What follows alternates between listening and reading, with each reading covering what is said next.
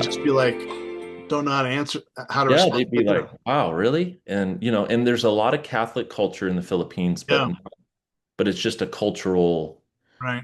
kind of it's a, just a mishmash of the various spiritualisms and Yeah. mystic religions, and so for them all of a sudden to have conversations, ask questions, and then me to walk them through what it means to have a relationship and Mhm. with God through Jesus and to walk them through this, salvation story, pray with them, baptize them. It was it was amazing. It changes your life when you do that. Cool. Well, you mentioned gathering, so let's talk about that. So what's the point of guys like you and me who pour a lot of time and energy and resources into getting people gathered together in churches? Why is that a worthy goal? What's the deal with that? Yeah, well, I just think, I think there's serious theological implications that just indicate that God's intent for us is to be in community with one another, that we're made for relationships, that relationships with others in community make us people we otherwise would not be. We're not meant to be isolated, and we're really not meant to have faith or there's no scriptural argument that says that your relationship with Jesus is meant to be just between you and him. Hmm. That's an exclusively Western Yeah, paradigm. probably until the last couple hundred years, the idea of doing anything outside of community was just a complete non sequitur. Like, why would anybody do that? The first question is, what's your favorite place to gather with people? Probably there's a brewery around the corner from my house, and I feel like I've spent more time there with people in our church or that I'm just have friendship with that just the natural hangout. It's just such a um, intersection of people and community. That or the coffee shop the other way. So I'd say those are my. Okay. Second question, what exactly is it that you like about these gathering places? What is it about it that gives you joy? I think it's just the vibrant intersection of people. I think it's always interesting to me. I mean, one, like usually I'm going there, we're organizing, say, a group of guys, or maybe it's couples or young families. We're just creating some context to get together. So to see people be together, beautiful Colorado weather, sit on the patio. But I do find myself always observing the regulars that are there, the different types of people. There's all kinds of different types of people.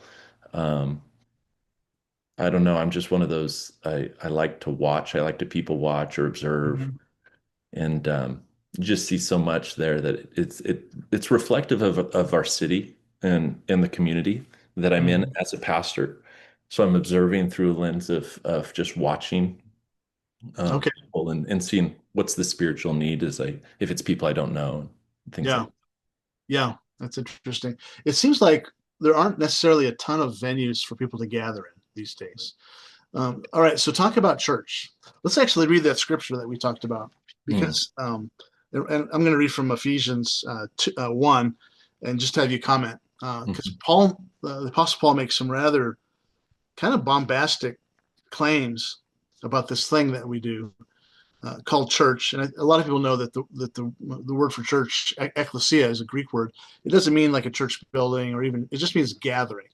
Like you could use that word ecclesia for people at the coffee shop or the gathering at the brew pub or at an AA meeting. It doesn't. It's not a religious term. It's just a gathering term, like crowd. It's almost like that. So, and that's the only word they use for. It's just a gathering of us. And you kind of said it earlier. People that are pursuing faith together. But he says something just I find bizarre.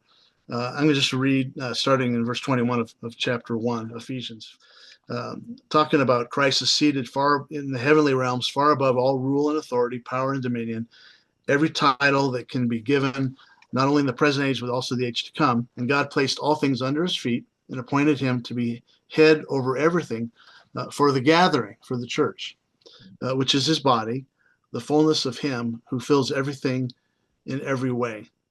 I mean, he's saying that everything Jesus did is for the gathering.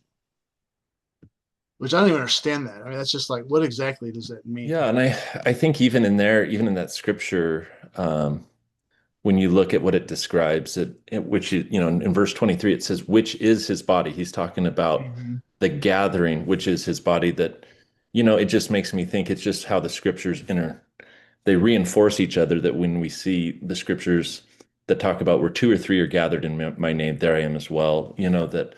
That we experience his power and his presence in community. It doesn't mean we can't experience it on our own in our quiet time.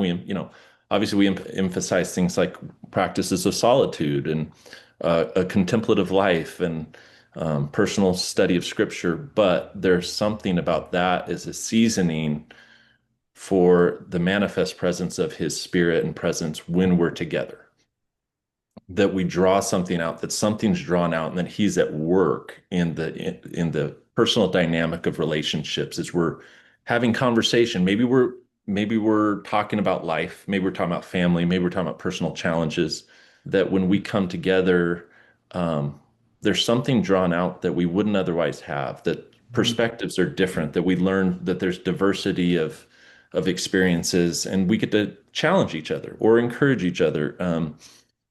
I mean, even as I described, like, when a group of guys from the church get together um, at the brewery and have a beer, we're sitting there, we're talking about something, we're trying to be intentional to talk about how's your life, how are things going, and that weaves its way into, you know, they're feeling God in this season or they're not. They feel vibrant, some feel low.